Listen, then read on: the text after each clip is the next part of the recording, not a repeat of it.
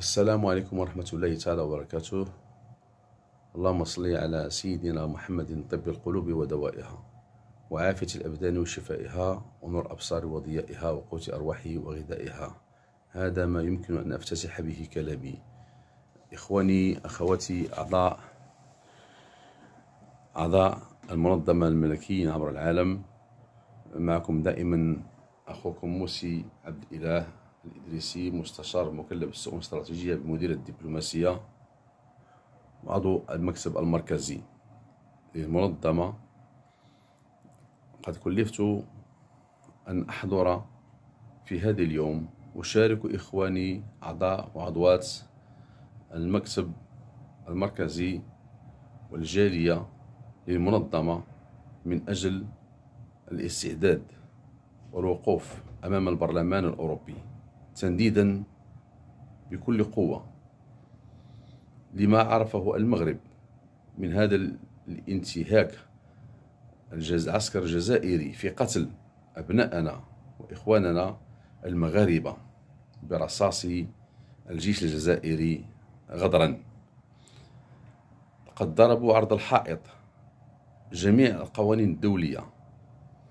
في هذا الإطار نحن في إطار استعدادنا جميع أعضاء وجميع المكاتب بالدول من ألمانيا وإيطاليا وفرنسا سيحضرون في هذا اليوم منددين بشدة وبقوة لما قاموا به الدولة الجارة، حيث أسفكت دماء المغاربة الأبرياء.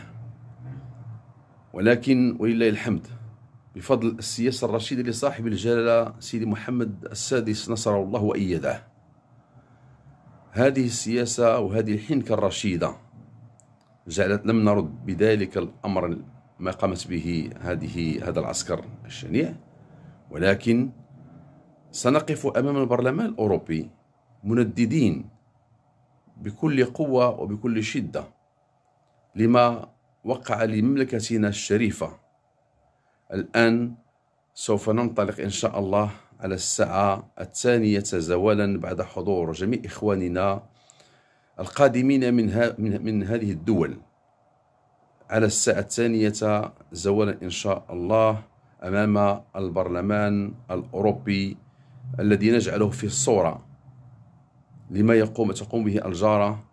نحن دائما نذهب بالسلم والسلام لأن بلادنا بلاد الأمن والأمان تحت شعار خالد الله الوطن الملك بقيادة السياسة الرشيدة لصاحب الجلالة سيدي محمد السادس نصر الله وأيده. ولكم إخواني تحياتي من بروكسل. عليكم ورحمة الله وبركاته. معكم رضواني مصطفى منسق مدينة مرسي. احنا جينا لبروكسل باش نحتاجوا على الجزائريين اللي قتلوا كبيدة ولادنا، وتشكر السي الغزالي بزاف والاعضاء المكتب ديال المنظمة الملكية ولاله فوزية، وحنا موراكم وحنا معاكم. واخا شدينا البارح الطريق من 17 وصلنا دابا وحنا سوق بلاص، ومرحبا بكم وتنعزي جلالة الملك على الناس اللي ماتوا في الزلزال الكارثة، وشكرا. وشعارنا الله الوطن الملك. شكرا. السلام عليكم، تحية خالصة إلى كافة المنظمة المغربية للملكيين عبر العالم. نحن في طريقنا إلى بروكسل للوقفة الاحتجاجية لإخواننا اللي ماتوا الله يرحمهم، المغربيين اللي قتلوهم من العسكر الجزائر ربي يرحمهم، باش نقفوا باش يرجعوا الجثث إلى المملكة المغربية، وكلنا متحدين إن شاء الله يا إخواننا، وباش نقفوا وقفة صحيحة نتاع رجال. ديما المغرب الله الوطن الملك. تحية تونس اللي تحب المغرب. شكرا. السلام عليكم، سيدي سعاد علي، تحية لكم جميعا أعضاء ومنسقي المنظمة المغربية للملكيين عبر العالم.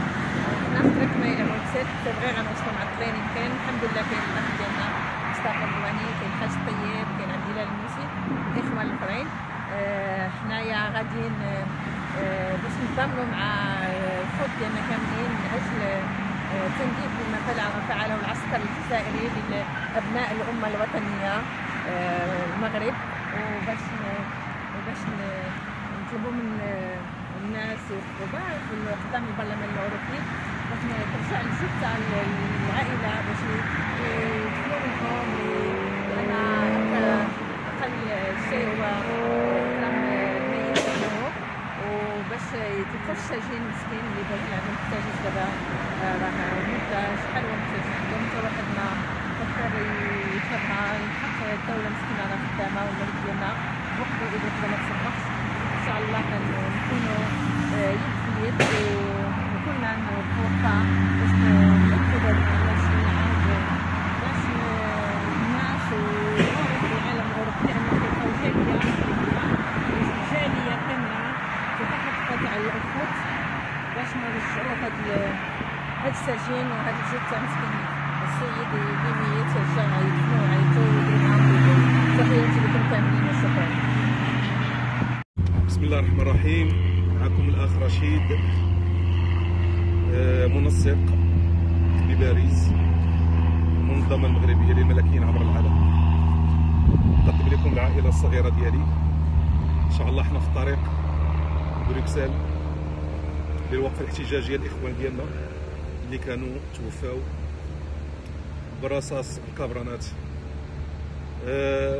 رسالتي الأخ الغزالي، إن شاء الله حنا في الطريق على الموعد كيف ما اتفقنا عليه، نمشيو إن شاء الله نواكبوا الوقفة الاحتجاجية ديالنا إن شاء الله في بروكسل مع العائلة ديالنا الثانية اللي كيتسناونا إن شاء الله، اللي من المنظمة المغربية للملكيين عبر العالم.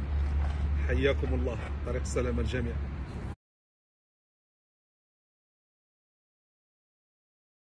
السلام عليكم إخواني أخواتي أعضاء المنظمة الملكيين عبر العالم.